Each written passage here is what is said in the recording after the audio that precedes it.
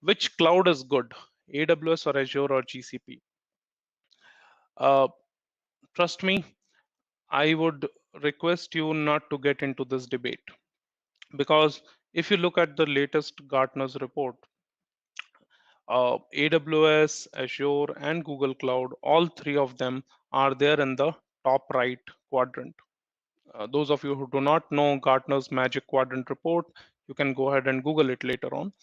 But all these three are in the leaders category or leaders section, right? So the point is, you're not gonna gain anything by really comparing these three.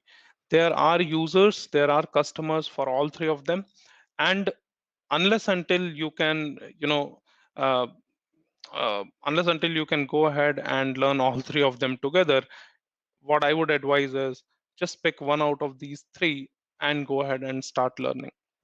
Uh, if you look at the market share now, AWS and Azure has nearly same amount of market share, right? And that factor doesn't really matter that much. If you look at the jobs, AWS, Azure, and GCP, for all three there are a lot of jobs. But the important point is, if you are just gonna look at the look at the slides, or look at some uh, recorded video presenting the slides, and with that if you go to an interview, chances are you are not gonna clear that.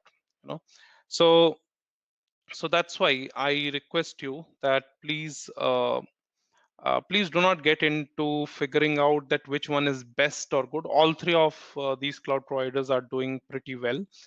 You can get started with any one out of these three. Get into the depth, understand one cloud very well, and then you can start expanding on the other cloud providers as well.